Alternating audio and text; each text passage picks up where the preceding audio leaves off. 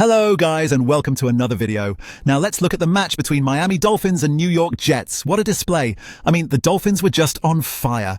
Tua Tagovailoa showed incredible leadership as he threw 17 out of 25, making 177 passing yards, right? And those 2 touchdowns to Darren Waller?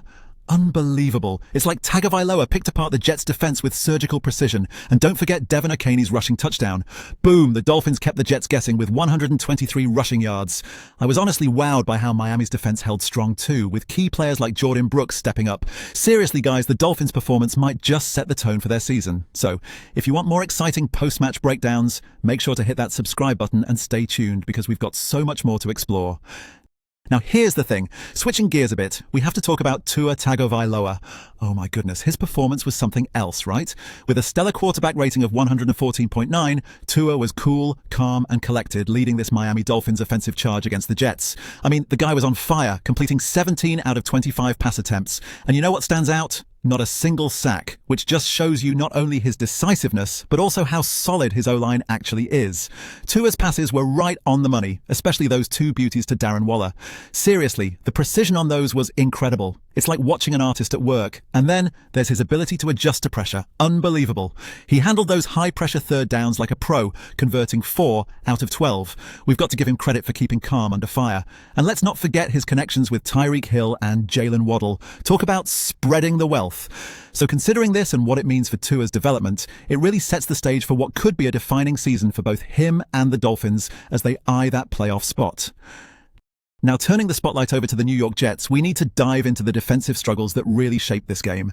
I mean, from the get-go, you could tell the Dolphins were just picking apart their secondary with ease. Despite some flashes of brilliance like Quinnen Williams stepping up with key tackles and managing a forced fumble, the overall defensive effort was just inconsistent. How do you let Tua and his crew pull off 12 first downs through the air? You know what I'm saying? They just couldn't contain Miami's meticulously coordinated offensive plays. And honestly, the red zone defense was kind of a letdown too, with Miami converting 3 out of 4 opportunities. The Jets did try to put some pressure on Tua, but with him evading sacks altogether, you can see how their strategy didn't quite hit the mark. It's frustrating, right? And let's not overlook those missed chances to halt drive progress, particularly as the Dolphins successfully executed their only 4th down attempt.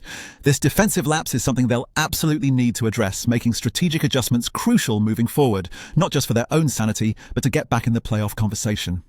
But shifting gears here to the Dolphins, my goodness, talk about game-changing moments. Seriously, folks, Tua Tagovailoa was electric, turning those crucial opportunities into solid points. I mean, look at his 2 touchdowns to Darren Waller. They were like poetry in motion.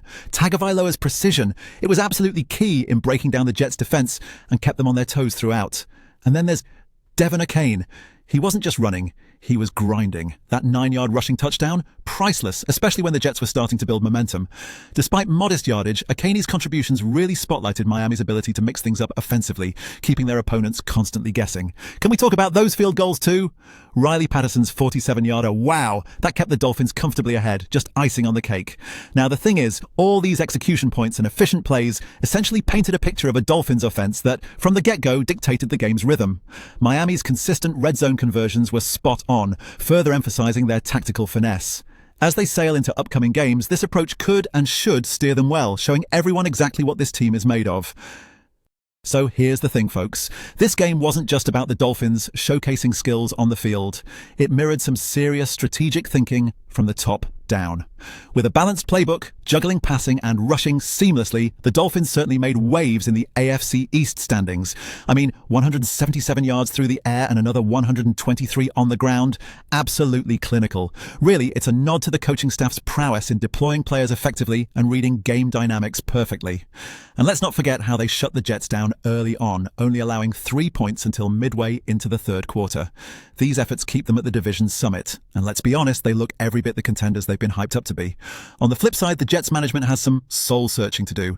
Red zone mishaps and an avalanche of penalties? That's got to change if they want to stay competitive. But hey, I'm curious, do you guys think Miami can maintain this momentum? Or will the Jets finally sort their strategy out? Drop your thoughts below and let's get talking.